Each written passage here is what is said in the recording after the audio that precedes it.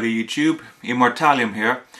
Well, today I'm going to be reviewing the first 3 volumes of Blackjack by Osamu Tezuka.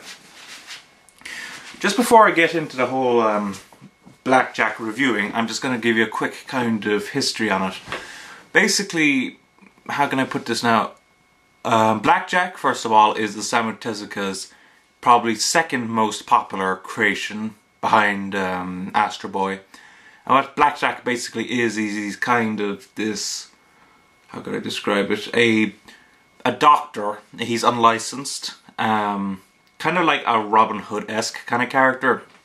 Always gives off this impression of, you know, being, you know, bad and evil, and he charges a lot for his patients, but in reality he has a heart of gold.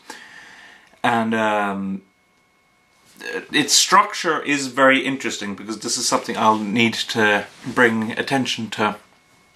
Back when Osamu Tezuka did Astro Boy, what he did was he wrote lots of separate stories, and then when it was later compiled into the graphic novels, he then selected an order to present the stories in. Which meant that, you know, you could have a 1950 story being followed up by a 1970 story, and vice versa, you know, so all that. Now, Osamu Tezuka does this again with Blackjack. Basically, each story is separate. It doesn't require any previous story as long as you've read the first chapter. So yeah, it's basically a lot of individual stories, and while it's definitely unique in that regard, besides the whole Astro Boy, of course, there is a bit of weaknesses involved with this. For one, it means that you're not going to be getting much character development. Now, you're going to see character revelation where you find out about Blackjack's past or Pinoco's past or something like that, but you're not going to see them develop like you might see other characters in other manga. So the best way to describe the stories would be they're kind of like a parable or parables, in that when you read a story, they're short, they're about 20 pages. In volume 1 there was a story that was 40 pages, but in the other 2 it was all 20-page ones. Generally it has a specific idea, a theme that it wants to convey.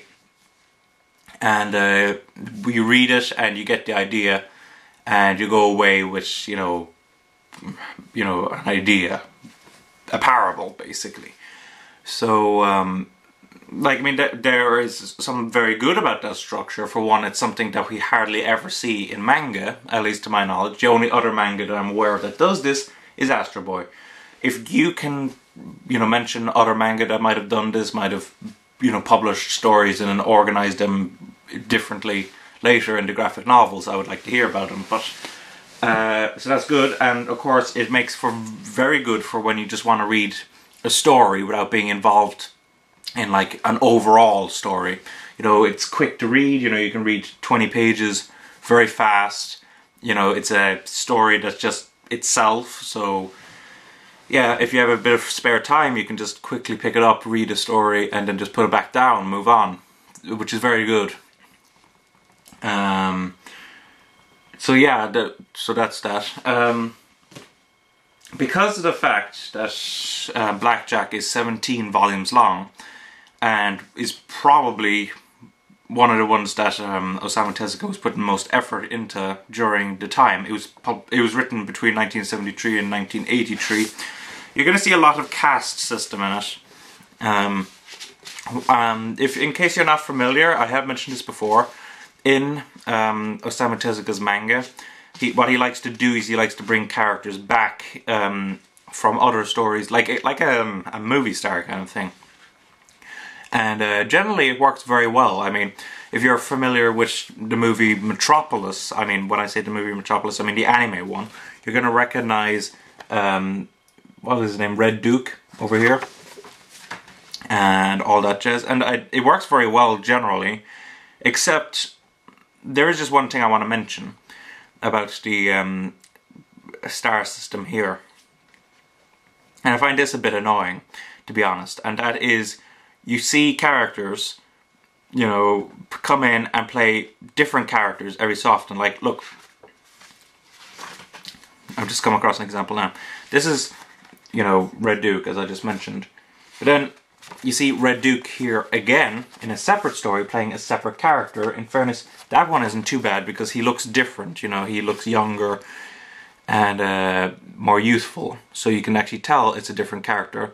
But a good way to look at it was the amount of times that you see Princess Sapphire appearing in these stories is just, you know, insane. And of course, I guess these stories might have been years apart, so it wouldn't have been too bad. But it's a little uncomfortable when reading them straight, you know, seeing different, you know, the same character playing different characters. Like we have her over here. She's just kind of, this is more of a cameo thing. She's an essential part of the story, and then she appears in another story near the end of the book playing a separate character, and it's the same in this one. We see her show up again playing a different character. Let me just, over here. Yeah, her. So I just find that a little disorienting, I must admit. See, now I guess Osamu Tezuka's main influences would have been film and theatre. Now, if it was film, then it just seems to be coming off as a bit cheap or something like that, you know. But, you know, in that sense, if you take it like a film, if you take it like a theatre troupe, then I guess it is more tolerable because, you know, you're going to see the same actors playing different roles a lot in plays and stage productions and all that jazz. So that is a bit more forgivable when you look at it that way. So, yeah, and I guess the important thing to then just mention is the two constant characters. I've talked about Blackjack a bit, in that he's like a Robin Hood-esque character. He's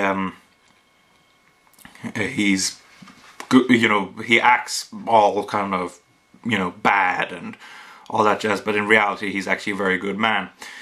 There is another character called Pinocchio, and here she is here,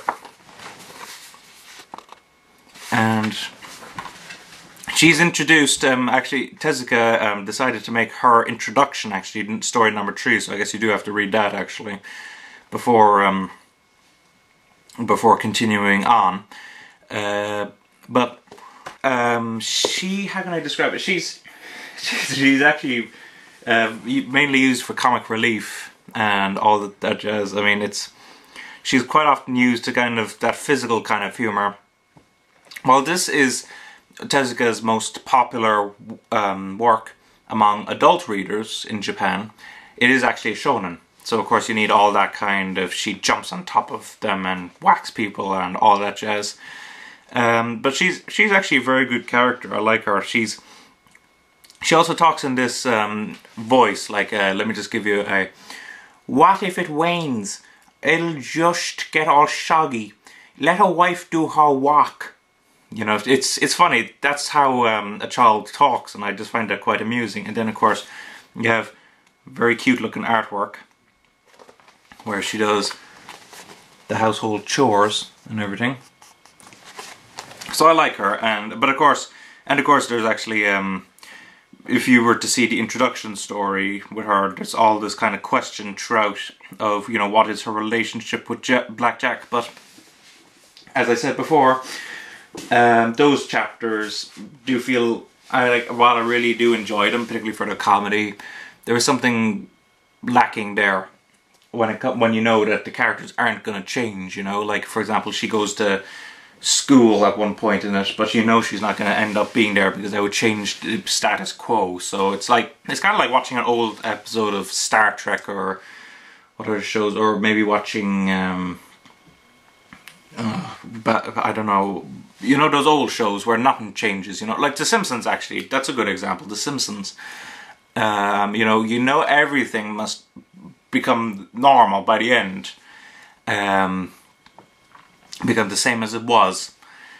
So you know, that's that is a weakness in its regard. Now, from what I've been saying, I guess I've been poking at some of the more negative aspects of this simply because of the fact that it is such a highly regarded piece of work, and it is a really, really good work. The stories are fiercely original, fiercely intelligent. It is really, really good. And the artwork, of course, is lovely. Now, there is a bit of awkwardness, I guess, involved here in that, you know, you're seeing stories from 1973 and stories from like 1980 and all that jazz. So Tezuka's art style improves for some story and weakens for some others, but overall it's a really nice looking, I mean, story. Like, Blackjack is very good looking, I think. I mean, the whole art of it. So, and of course, since Tezuka himself was actually a doctor who never practiced, the operations are given in quite gruesome detail.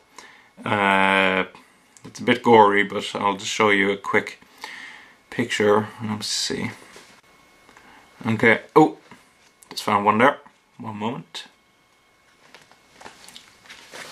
Up here. So you can just see stuff being moved about, and all this medical information is very accurate as well, which is very good. Was there anything else I needed to address now?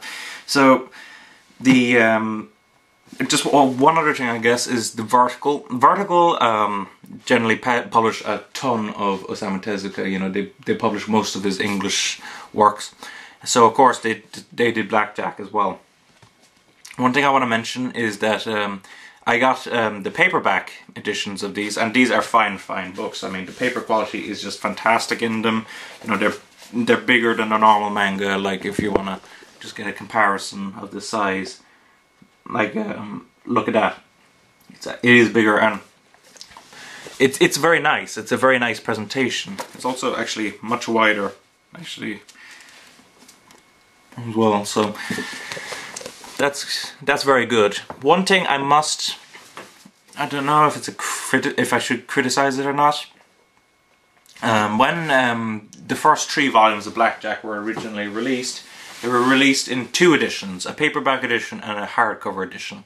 The hardcover editions had an extra story at the end, stories that were not published even in the original Blackjack tankobon in Japan, because they were too gory, you know, or too controversial. And I would have liked to read those stories, you know, so I just kind of find it annoying. And plus, the hardcover ones are very hard to find now, so I think Co-Provider actually says that his first Blackjack volume in hardcover is one of his rarest manga. So that is a bit annoying, and I kind of wish that they left in the story, particularly since it's actually referenced at one point, if I'm correct. They actually bring attention to it, like they say, there is a mention of, yeah, so that is annoying. But do I recommend this series overall? Yes, it is very original, the artwork is lovely, there's some fantastic stories, it is very good. Not his best, in my opinion, although some people would argue it is his best. Some would argue that Phoenix is his best. I've yet to read those. But it is a brilliant work. It is not flawless though, and that's what I wanted to bring attention to. So yeah, that's my review of Blackjack 1 to 3. I recommend them. If I had to give them a ranking, probably 3.5 out of 4. Really good works, but not the true masterpiece that everyone talks about. You know, that there is flaws there, but they are minor, and the stories are fantastic, and the characters are engaging, even if they never develop. And the structure is very nice as well. So yeah, that's my opinions. Please comment, rate, subscribe, and bye bye.